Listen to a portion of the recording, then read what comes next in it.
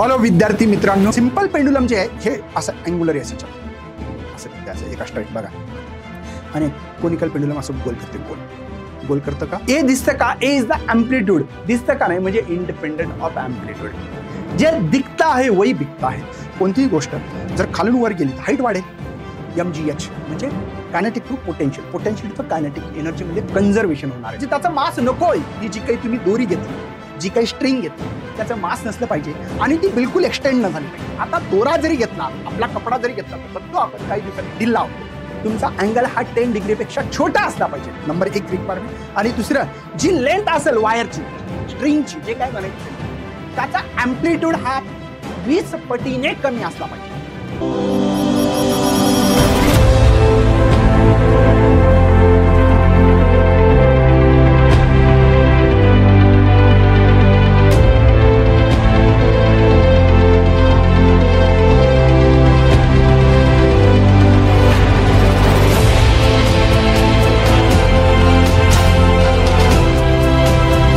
Hello विद्यार्थी मित्रांनो, मी सगळ्यांचं स्वागत करत आहे आपल्या मुकेश सर यूट्यूब चॅनलवर. या चॅनलवर मराठीमध्ये जबरदस्त असलेल्या प्रकारचे व्हिडिओ टाकल्या चालले, पण तुमचा काही सपोर्ट आहे का? नसेल तर नक्की या चॅनलला फॉलो करा आणि आपल्या असणाऱ्या जवळपास सगळ्या मित्रांना, मैत्रिणींना, कॉलेजचे मित्र, ट्युशनचे मित्र, तुमचे काही नातेवाईक, तुमचे शेजारी पाजारी कोणी जे काही असेल त्यांच्यापर्यंत हा व्हिडिओ पोहोचण्याचं काम तुम्ही नक्कीच करत असाल अशी अपेक्षा व्यक्त करतो आणि आजच्या सेशनला चालू करतो. आज आपल्याला सिंपल पेंडुलम बघायचं आहे.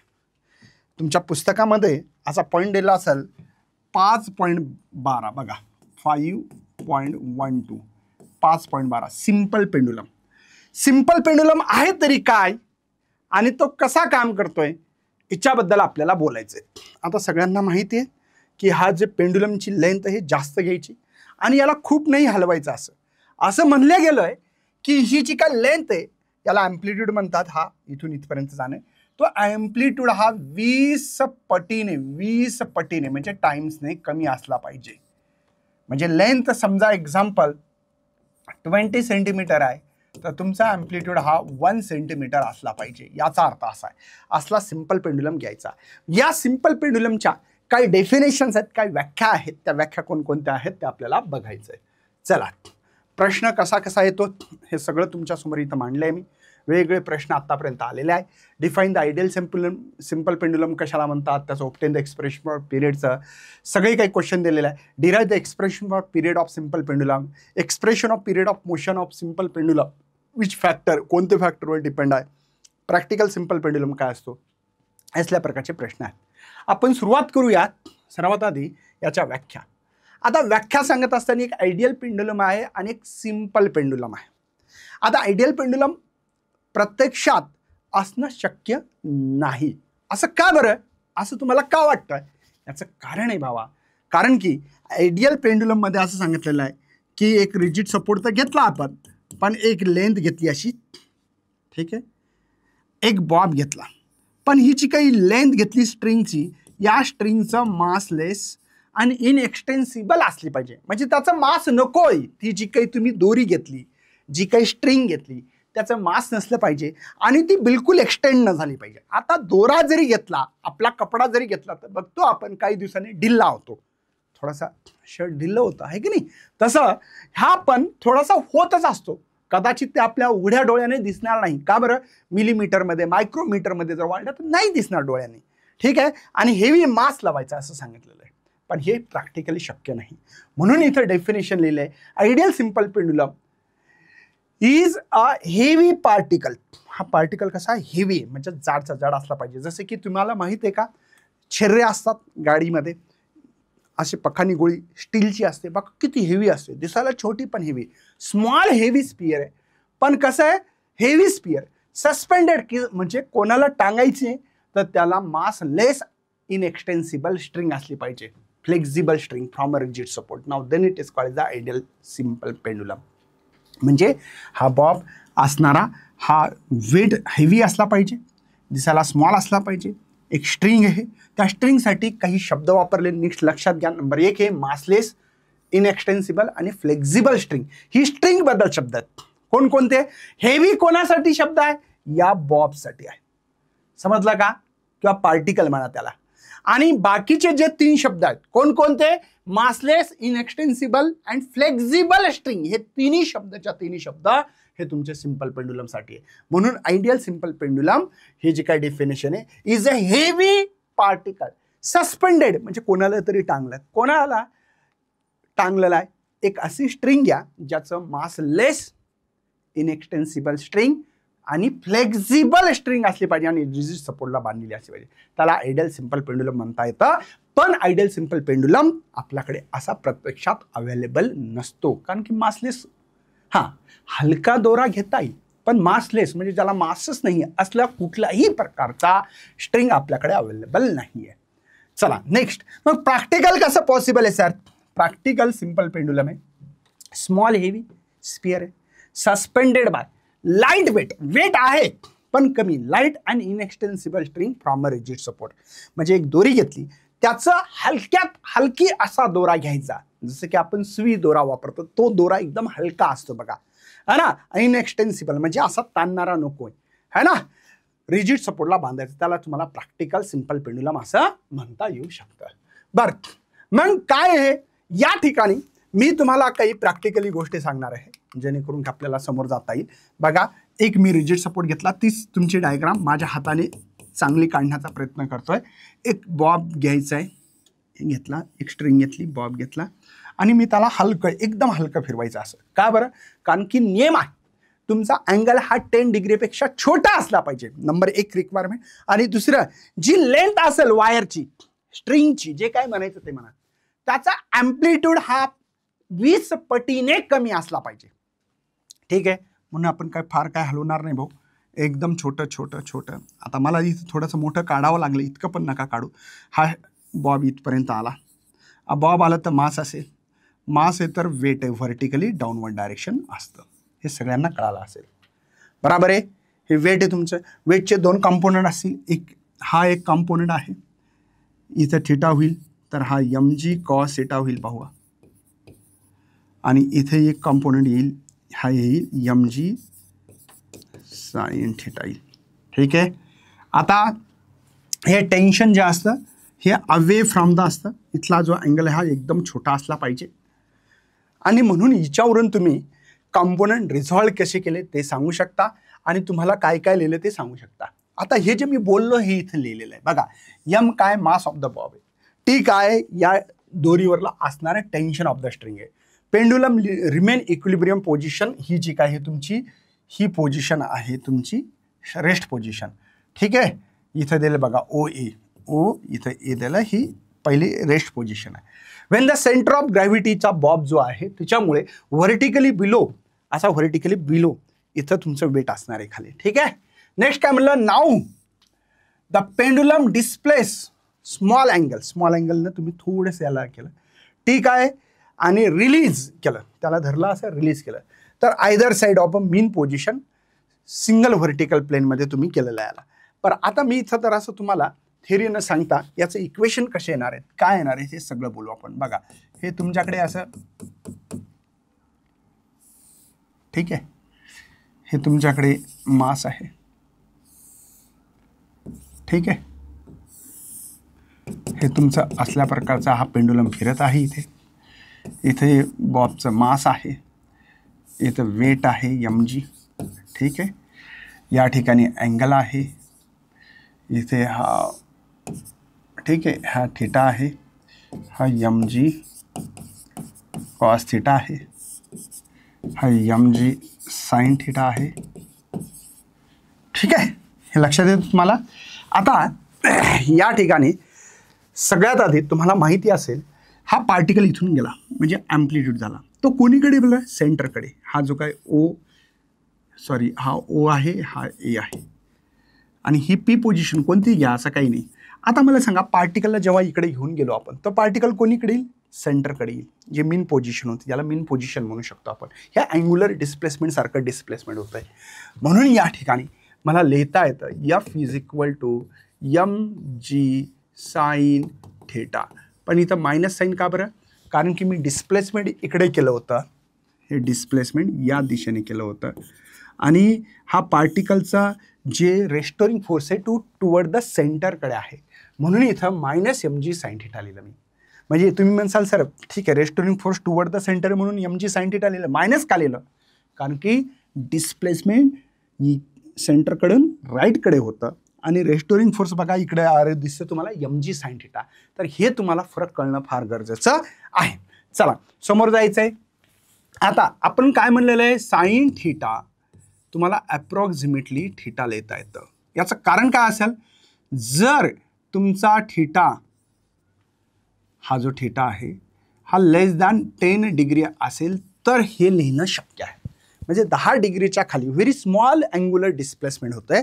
10 डिग्रीच्या खाली जर असेल तर साइन थीटा अप्रॉक्सिमेटली तुम्हाला थीटा लिहिता येऊ शकतो. एवढं लक्षात घ्यायचं आहे तुम्हाला, हे महत्त्वाचा पॉईंट आहे अत्यंत. ठीक आहे, म्हणून इथे जर मी लिहिलं तर F is equal to -mg theta. ठीक आहे, चालेल. थोडं पुस्तकापेक्षा वेगळं पण लिहिलं तरी चालतं, काय अवघड नाही आहे. थिअरी तुमच्या मनाने लिहू शकता है ना. Weight mg is vertically downward direction. There are the 2 components लिहू शकता. कोणता, एक व्हर्टिकली आणि एक हे हॉरिझॉन्टल है ना. हॉरिझॉन्टल mg sin θ आहे to provide the restoring force करायला असं बोलू शकता. फेकॉलॉजी चांगली असली पाहिजे, फेकता आलं पाहिजे भाऊ, मस्त फेका, काही टेन्शन घेऊ नका. इथं कोणाचेही ग्रामरमुळे मार्क कमी होत नाही, सेंटेन्स प्रॉपर नसल्यामुळे मार्क कमी होत नाहीत. याला तुम्हाला डेरिव्हेशन्सला मार्क आहे. ठीक आहे, चला बरं. मग आता पण अँगलचा फॉर्म्युला तुम्ही लहानपणापासून शिकला असेल. आर्क लेंथ काय शिकला असेल बरं, arc length divided by radius, divide by radius. आता आर्क लेंथ काय बरं, अँगल म्हणजे थीटा आहे.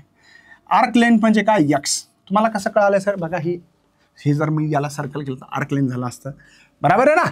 आणि इथे तुमची जी लेंथ आहे, या पेंडुलमची लेंथ तुम्ही लिहिली नसेल तर लिहा, रेडियस म्हणजे लेंथ. बघा ना, याला जर सर्कल म्हणलं, असं जर मी सर्कल केलं तर तुमची लेंथ हा रेडियस बनेल. चला वरच्या फॉर्म्युल्यात पुट करतो. F is equal to -mg थीटाच्या जागी x/L लिहिलं मी. चालेल भावा, हे थीटाच तर आहे ना. मग न्यूटनचा law F is equal to ma -mg x/L. तर m कॅन्सल झालं, तर इथं झालं ॲक्सेलरेशन -g x/L. तर a/x g/L मायनसचं इथं प्लस होणार आहे इन मॅग्निट्यूड फॉर्म. आता मायनस साईन कुठे गेलं आहे, इन है ना, कुठे गेलं बरं हे कळणं गरजेचं आहे. ठीक आहे, इन मॅग्निट्यूड फॉर्म. ठीक आहे, हे मॅग्निट्यूड फॉर्ममध्ये लिहिलं आहे. असं का बरं लिहिलं असेल, तुम्हाला कळत असेल कदाचित की एक ओमेगाचा फॉर्म्युला आहे की √a/x. याला असं शब्दात आपण कुठेतरी लिहिलेलं आहे, आठवण करा. याला असं लिहिलेलं आहे की ॲक्सेलरेशन पर युनिट डिस्प्लेसमेंट असं लिहिलेलं आहे. आणि तेच इथे a/x म्हणजे ॲक्सेलरेशन पर युनिट डिस्प्लेसमेंट म्हणजे ओमेगाची व्हॅल्यू. म्हणजे ओमेगा जर याला दोन्ही भागींना जर रूट घेतला असता तर, म्हणजे मी आता इथं घेतो जाणीवपूर्वक रूट घेतो दोघांना, तर √a/x मॅग्निट्यूड फॉर्ममध्ये घेतला आपण, याला पण घेतो मी g/L इन मॅग्निट्यूड फॉर्ममध्ये. हां, पण याला ओमेगा म्हणू शकतो, म्हणजेच याला g/L लिहू शकतो मी. चालेल. बरं, हे कशासाठी करतायत, हे खरं पाहिलं तर असं करायला पाहिजे होतं, पुस्तकात मधातूनच त्याने गॅप घेतला. आता इथं एक डेफिनेशन लिहायला पाहिजे माझ्या हिशोबाने. पिरियडची डेफिनेशन्स काय, time taken by particle to complete one oscillation. या सिंपल पेंडुलम एक ऑक्सिलेशन कंप्लीट करायला. आणि पिरियडचा फॉर्म्युला सगळ्यांना माहिती आहे, 2π/ω. ओमेगाची व्हॅल्यू पण माहिती आहे, म्हणून इथे लिहू शकता T is equal to 2π g/L किंवा therefore T is equal to 2π. तुम्हाला माहीत असेल डिव्हाइडचा डिव्हाइड न्यूमॉनेटर जातो.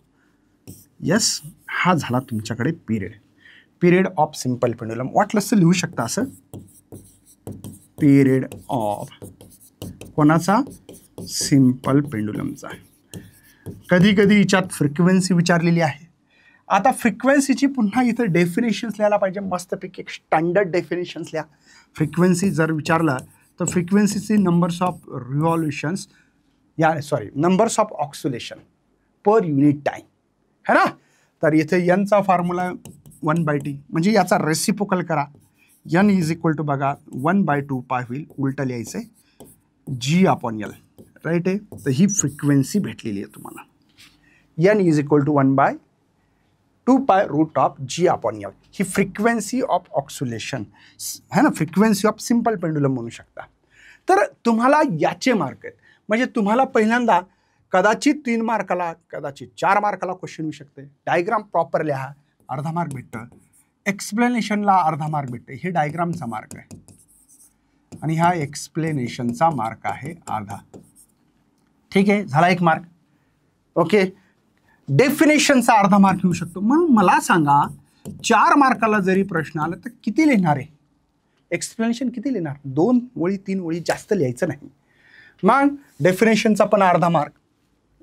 आता इथे हे लिहिल्यामुळे आधा मार्क झाले 2 मार्क. 4 मार्काला क्वेश्चन जर आला तर सांगतोय बरं मी. ठीक आहे ना. मग तुम्ही इथे ॲक्सेलरेशन काढलं, इथे अर्धा मार्क भेटणार की झाले 2.5 झाले. हे लिहिल्यामुळे 2.5 3 झाले.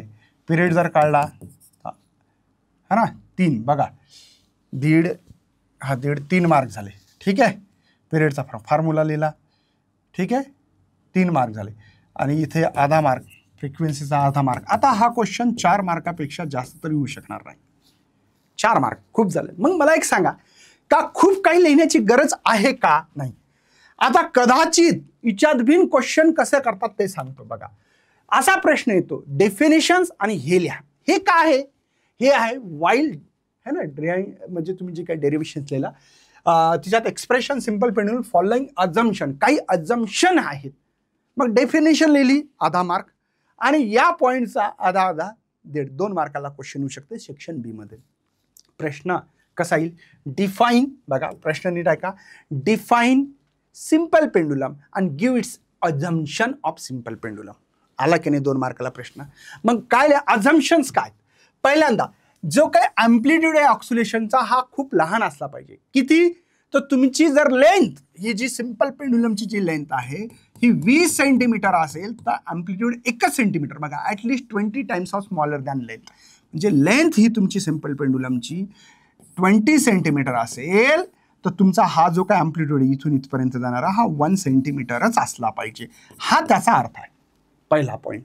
दुसरा, लेंथ जी काय स्ट्रिंगची हे लार्ज कस लागलं ना, की जास्त मोठी असेल तरच अँप्लिट्यूड छोटा म्हणावं लागेल आपल्याला, म्हणजे लेंथ लार्ज. आता हा याचाच पॉईंट आहे खराब आला. ड्युरिंग द ऑक्सिलेशन मूव्ह जेव्हा करेल बॉब सिंगल व्हर्टिकल प्लेनमध्ये, म्हणजे असं वाटेल की तुम्हाला सिंगल व्हर्टिकल प्लेनमध्ये झाला असं वाटायला पाहिजे. आणि फ्रिक्वेन्सी ऑक्सिलेशनची तर हे आपण ऑलरेडी काढलेली आहे, आत्ताच काढली.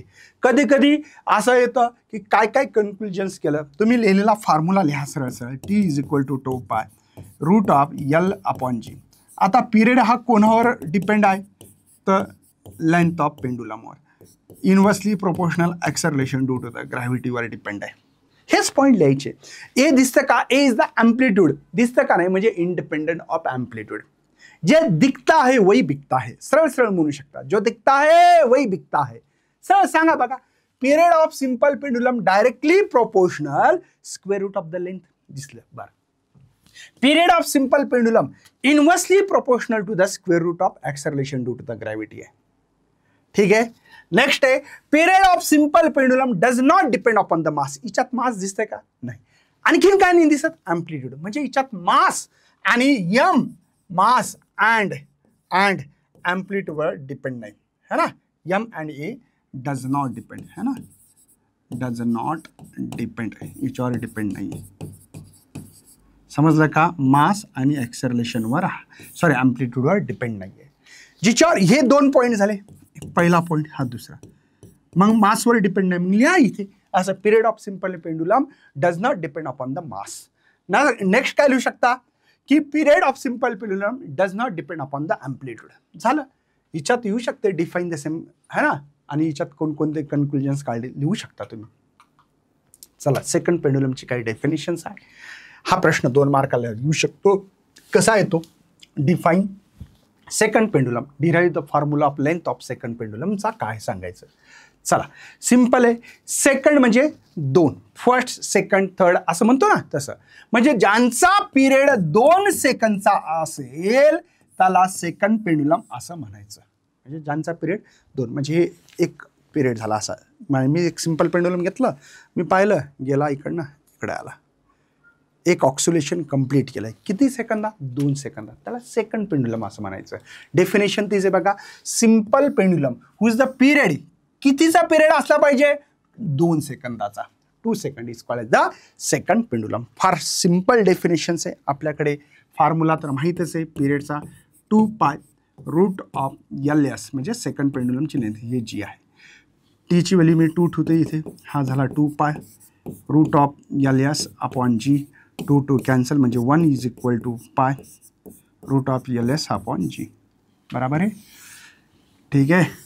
चला मग 1चा स्क्वेअर 1, हा पाय स्क्वेअर आहे, हा LS अपॉन G. मला जर LS काढायचा, हा G इकडे जाईल, cross multiplication divide by pi square, हा झाला LS. Length of second pendulum आहे G divided by pi square. मला वाटते लेंथ ऑफ सेकंड पेंडुलम आपण इथं काढलेली आहे. अत्यंत सोपा पार्ट्स आहे, काही जास्त लिहिण्याची गरज नाही, काही नाही. डेफिनेशन 1 मार्क, हे डेरिवेशन 1 मार्क. सिंपल आहे. बरं आतापर्यंत तुम्ही पहिला एक चॅप्टर शिकला, त्याचं नाव होतं रोटेशनल डायनामिक्स. तिथं एक कोनिकल पेंडुलम होतं आणि इथं सिंपल पेंडुलम शिकलो. कोनिकल पेंडुलम आणि सिंपल पेंडुलम मध्ये फरक काय? सिंपल पेंडुलम जे आहे हे असं अँग्युलर आहे, असं फिरते, असं एका स्ट्रेट बघा. आणि कोनिकल पेंडुलम असं गोल फिरते, गोल करतं का? हा फरक आहे. म्हणजे इथं कोनिकल पेंडुलम आणि इथं सिंपल पेंडुलम आहे. चला बघू आपण काय काय दिलं. कोनिकल पेंडुलम, इथं आहे सिंपल पेंडुलम. ठीक आहे. बघा काय दिलं मग, trajectory and plane of motion of bob is horizontal circle. Horizontal circle करतं. जे फॅन असतात ना, सिलिंग फॅन वरी लावलेले स्लॅबला, त्याला सिलिंग फॅन म्हणतात. ते कसे फिरतात? असे फिरतात. हॉरिझॉन्टल असे फिरतात, असे. समजलं ना? ओके. म्हणजे हॉरिझॉन्टल सर्कलमध्ये मूव्ह होणार. हे व्हर्टिकल सर्कलमध्ये असे बघा, हे व्हर्टिकल सर्कल झाले, दिसतं ना?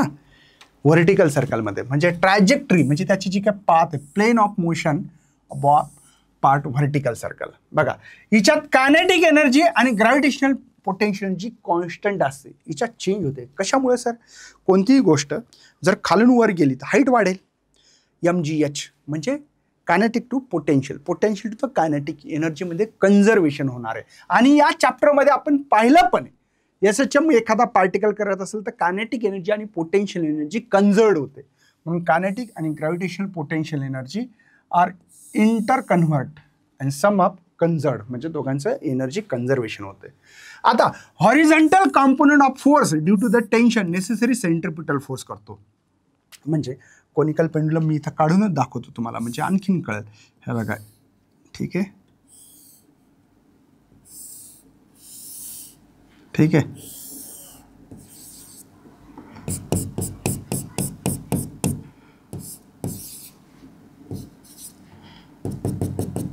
ठीक आहे. हे लक्षात येतं. वेट mg आहे तुमचं. हा असं तुम्ही काढला असाल. इथं टेन्शन आहे, इथं थिटा आहे, हा टी कॉस थिटा आणि हा आहे टी साइन थिटा. समजतं का? ओके. आता हा टुवर्ड द सेंटरकडे येईल, टुवर्ड द सेंटरकडे येईल. ठीक आहे. म्हणजे इथं काय आहे, नेसेसरी सेंट्रिपिटल फोर्स कोण प्रोव्हाइड केलेला आहे? बघा हॉरिझॉन्टल कॉम्पोनंट, याला हॉरिझॉन्टल म्हणतात, याला व्हर्टिकल आहे. हॉरिझॉन्टल कॉम्पोनंट कोणता आहे मग? T sine theta. याने काय प्रोव्हाइड केलं? सेंट्रिपिटल फोर्स प्रोव्हाइड केला. या ठिकाणी काय झालं नीट लक्षात घ्या. Tangential component of weight is govern for the energy conservation during the motion. आता सिंपल पेंडुलमचं मी आत्ताच काढून दाखवलंय.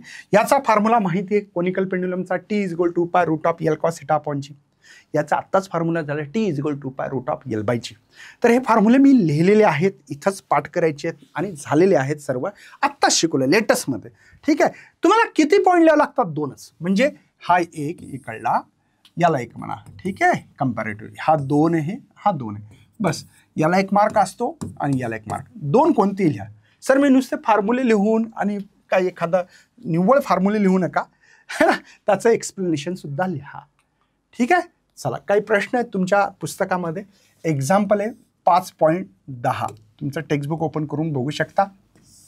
Period of oscillation of simple pendulum increase by 10%.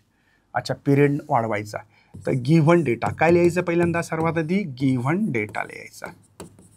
समजतं, गिव्हन डेटा. आता काय आहे की पिरियड वाढवायचा. पहिला T1 समजा आपण मानतोय की 100% आहे, तर दुसरा T2 वाढवा बरं. 100 मध्ये 10% इन्क्रीज करा. हे पर्सेंटेज आहेत बरं, 10. तर T2 काय होईल बरं, इथे 110% होईल. हे लक्षात तर येतं ना तुम्हाला. लेंथ इन्क्रीज केली. पहिल्या लेंथला L1 म्हणू, दुसरी जे L2 आहे तिला L1 मध्ये 21 सेंटीमीटर. आता इथं कन्व्हर्जन केलं 0.21 मीटरमध्ये केलं. कळालं ना, सेंटीमीटर टू मीटर कसं असतं बरं. म्हणजे 21 सेंटीमीटरला असं केलं मी 21 10⁻², म्हणजे हे 0.21 होईल. लक्षात येतं ना, कळालं सगळ्यांना. चला आता find is initial length and final. Initial length आणि इनिशियल पिरियड करायचा. म्हणजे इनिशियल लेंथ आहे L1 आणि इनिशियल पिरियड आहे T1. हे दोन्ही गोष्टी काढायच्या. चला, काय हरकत नाही सर. माझ्याकडे पिरियडचा फॉर्म्युला आहे सर, त्याचा आधार आहे 2π√L/G. चला, मला 2 पिरियड दिल्यामुळे मी असं करू शकतो का सर. बघा, T1 आणि हा T2. लेंथ आपण काढू बघा L1/L2. राईट आहे, लिहू शकतो असं. का बरं, कारण की period is directly proportional to the square root of the length. असा आपण एक लॉ सुद्धा पाहिला. मग T1 किती, 100% मानतोय आपण.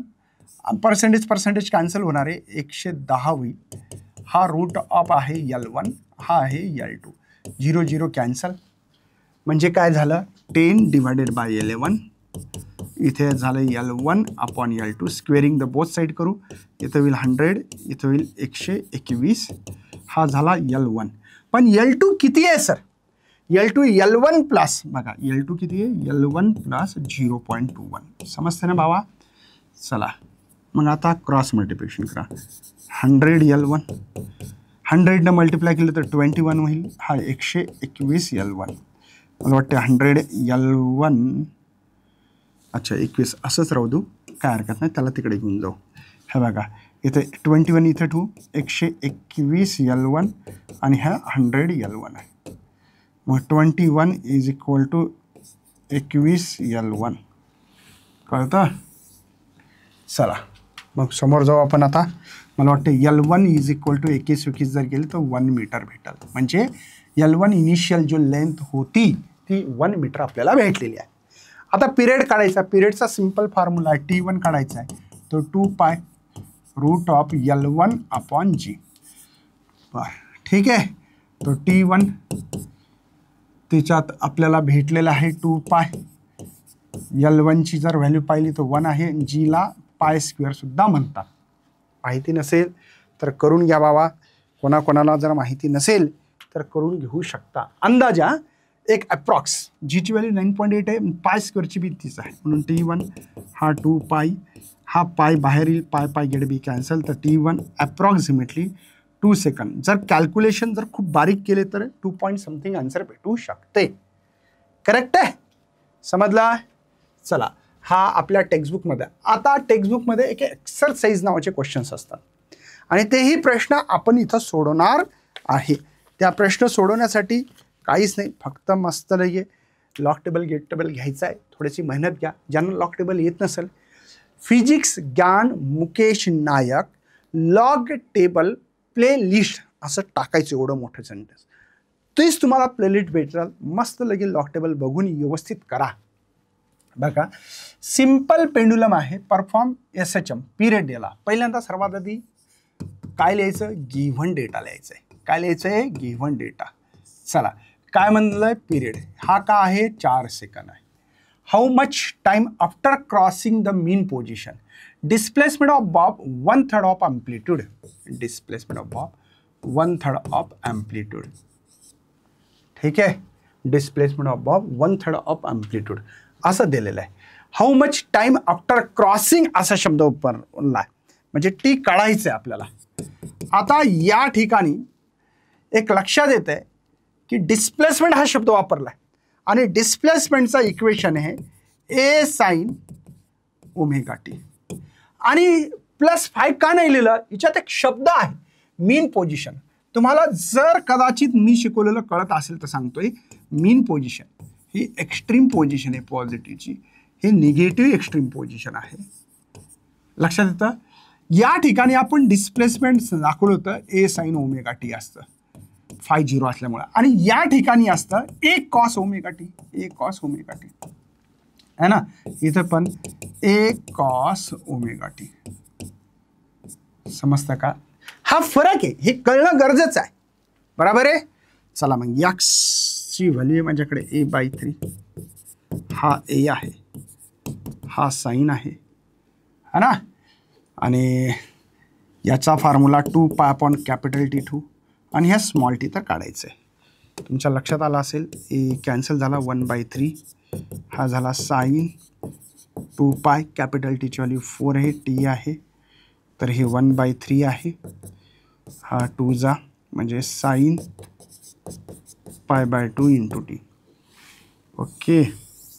चल, तर इथं π/2 टी, हा साईन इनवर्स 1/3 झालं. 1/3 म्हणजे काय, π/2 इंटू टी साईन इनवर्स इथं 0.3334 असं घेता येईल मला. तर हे π/2 into T sine inverse. Log टेबलमध्ये बघू आपण. नॅचरल साईन काढायचे, ते कुठं शोधायचे तुम्हाला. पहिल्यांदा बघा 0.00, 0.017 असं करत करत 0.3 मला लागले आहेच इथे 18ला. 19ला बघा मला 3256, 3272, 3289 असं करत करत 3322, 33371 लागलं का. मग 333 कुठं लागलं बघा.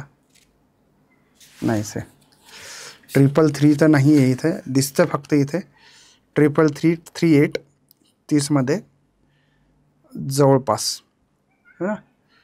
मला ॲड करता येईल का. बरं ठीक आहे, एक ॲप्रॉक्स घेतो. 19 डिग्री बघा, 19 डिग्री 30 मिनिट न घेता पॉईंटमध्ये घेऊ आपण. याला पॉईंटमध्ये घेऊ. बघा एक दुसरा एक असतं पॉईंटमध्ये पण दाखवलं जातं, 0.5 आसपास आहे. हे टी इथं बघा, हे 2/π इकडे जाईल. याला मला कन्व्हर्ट जर है ना डिग्रीमध्ये आहे, रॅडियनमध्ये करायचं असतं तसं, तर याला करावं लागेल π/180 आणि हे झाले 19.5. आता हे डिग्रीमध्ये होतं आहे. आता बघा तुम्हाला इथे π कॅन्सल झालं, तर टी इज इक्वल टू मला वाटते 39 करू का अंदाजा, चालेल ना मल्टिप्लिकेशन. आणि हे 180. आपल्याला यांचा लॉग काढायचा मित्रांनो. लॉग ऑफ 39 आणि लॉग ऑफ 180. तर इथे आहे 1 इथे आहे 2.39 चा शून्यामध्ये लॉग बघायचा. 39चा शून्यामध्ये 5911, 5911 आणि 18चा शून्यामध्ये बघा 2553. ठीक आहे ना. इथे आहे मायनस, सबट्रॅक्शन करायचं आहे. 11तून 3 गेले 8 राहतील, 10तून 5 येतात, 8मधून 3. ठीक आहे ना. इथून 3 राहतील, इथं 12 येईल. याचा अँटीलॉग बघू आपण आणि किस्सा खतम करू. चला, तर या टीची व्हॅल्यू येऊन राहिली जी असेल 0.33चा 5मध्ये, 0.33चा 5मध्ये 2163 आणि 8मध्ये मेन डिफरन्स जे आहे ते हे 4 म्हणजे 67, 2167 बघा. 2167 10⁻⁻1 आणि टाईम ह्या तुम्हाला सेट करता येईल 0.2167 सेकंड. ठीक आहे. मला असं वाटतं माझा आन्सर जे आहे ते भरपूर काही करेक्ट आलेला आहे. ठीक आहे. चला समोर जाऊ आपण. 14 नंबरचा एक न्यूमेरिकल आहे जे की आपल्याला दिलेलं आहे. अत्यंत सोपा आहे, टेन्शन घेऊ नका. फक्त वाचा प्रश्न, नीट वाचा एकदा. बघा सिंपल पेंडुलम आहे, लेंथ गिव्हन डेटा देतोय, बघा लेंथ दिलेली आहे 100 सेंटीमीटर, याचा अर्थ काय 1 मीटर है ना. Find the restoring force acting on the Bob, force काढायचं सांगितलेलं आहे. मास दिलेला आहे 50 ग्राम, याला 50 किलोग्राम करायचं असतं -3 10⁻³ ने मल्टिप्लाय करतात की याला असं लिहा 5 हा 10⁻², 1 पॉईंट शिफ्ट केला मित्रांनो है ना. 1 पॉईंट बघा हे 50 होता, 1 पॉईंट शिफ्ट केला. किलोग्राम ते ग्राम करणं 10⁻³ ने मल्टिप्लाय करायचं. सेंटीमीटर टू मीटर 10⁻², हे लक्षात राहू द्या. डिस्प्लेसमेंट फ्रॉम मीन पोझिशन, तर यक्स दिलेला आहे 3 सेंटीमीटर, सेंटीमीटर टू मीटर काय 10⁻² मीटर झालं. आपला फाइंड रेस्टोरिंग फोर्स. आता रेस्टोरिंग फोर्स जसं म्हणलं तसं माझ्याकडे एक लक्षात आलं होतं के इंटू एक्स मॅग्नेटिक फॉर्ममध्ये. तर के काय एम ओमेगा स्क्वेअर एक्स असा फॉर्म्युला यायला पाहिजे होता. बराबर आहे, काही टेन्शन समजलं बाबा है ना. तर किंवा के के पण काढू शकतो असं काही नाही. के म्हणजे एम ओमेगा स्क्वेअर बराबर आहे. पहिल्यांदा पिरियड पण काढावं लागेल का मला मग है ना. टी माहिती आहे का नाही. T T T T T T T T T कशावरून कळेल तुम्हाला टी कसा काढावा. टी नाही दिला, हां कळालं. ज्याची लेंथ 1 मीटर असते त्याचा पिरियड असतो 2 सेकंड, सेकंड पेंडुलमचा. नसेल माहीत मी सांगतो. LS इज इक्वल टू आपण काय लिहिलेलं आहे, मला वाटते π² अपॉन जी. कसं आलं होतं तर तुम्ही बघा एकदा की T is equal to 2π√L/g है ना. तर इथे हा कट गेलेला होता, जी बाय होईल, सॉरी जी बाय π². जीची व्हॅल्यू पण 9.8 असतं आणि याची 9.86 असतं, अप्रॉक्सिमेटली 1च येते बरोबर आहे. तर ज्याचा पिरियड 2 सेकंद आहे त्याचीच लेंथ 1 मीटर असते, म्हणजे हा सेकंड पेंडुलम हे सरळ आहे. ठीक आहे, चला सर मग ओमेगा इज इक्वल टू बघा 2π/t. तर 2π हे 2 दिलं, 2 कॅन्सल, पाय रेडियन पर सेकंड. चालेल सर, ओमेगा तर भेटला. आता के काढणं सोपं झालं का. के इज इक्वल टू बघा एम ओमेगा स्क्वेअर, मास दिलेले आहे 5 × 10⁻², आणि ओमेगा पायचा स्क्वेअर. काय टेन्शन आहे, म्हणजे के कळाला का. के भेटला माझ्याकडे 5π² 10⁻² है ना न्यूटन पर मीटर. पण F is equal to KX म्हणा आता डायरेक्ट.